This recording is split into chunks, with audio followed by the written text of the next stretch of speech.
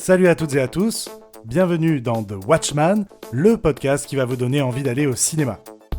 I like it. Je ne suis qu'amour.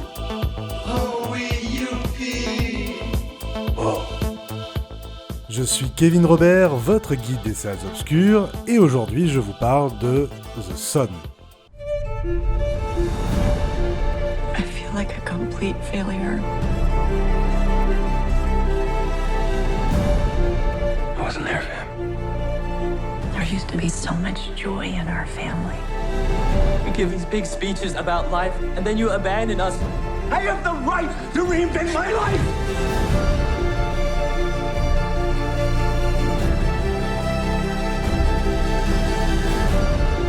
Hello, son. You came to tell me what a good dad you are? What do you want? Applause? It's my little boy. I can't give up on him.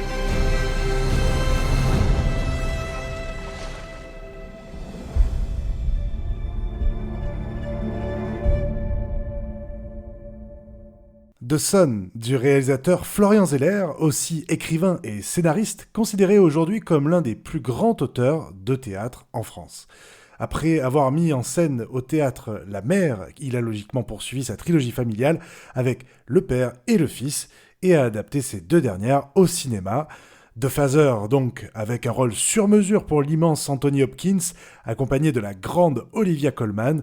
J'ai d'ailleurs consacré l'un de mes premiers épisodes du podcast à ce film. Je vous invite à aller l'écouter si ce n'est pas déjà fait. Nous avons donc plus récemment eu The Son avec Hugh Jackman, Laura Dern et Vanessa Kirby. Ce casting de grandes stars hollywoodiennes s'est empressé de tourner avec Florian Zeller.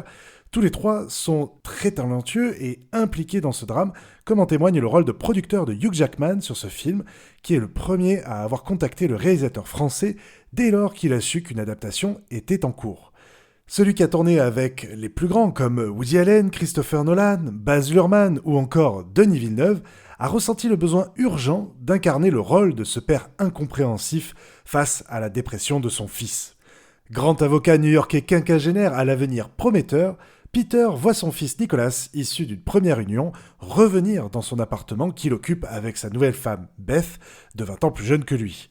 Elle se retrouve forcément contrariée de ce changement, d'autant plus que leur bébé de quelques mois à peine leur demande beaucoup d'attention. Alors que son ex-femme Kate porte encore les cicatrices de leur séparation, et elle vit l'éloignement avec son fils comme un crève-cœur. Tel un colosse au pied d'argile, Peter voit sa vie bousculée par cet adolescent qui agit devant lui comme un inconnu, déconnecté de lui car trop occupé par sa nouvelle vie de famille et son travail très prenant. Peter garde une image de Nicholas comme celle d'un enfant joyeux.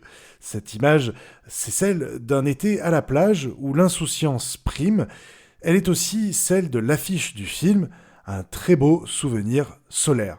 Sauf que Nicholas éprouve un mal-être extrêmement profond qu'il a du mal à exprimer et encore moins à évacuer.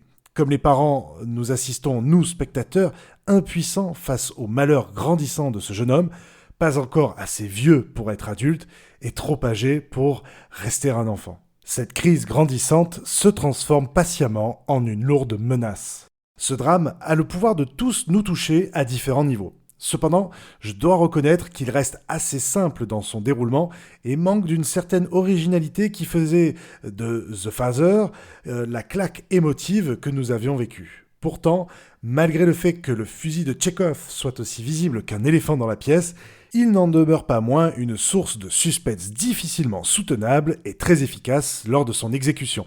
Le récit est bien écrit et permet de mettre en lumière un sujet épineux où règne encore l'ignorance et la culpabilité de beaucoup de parents.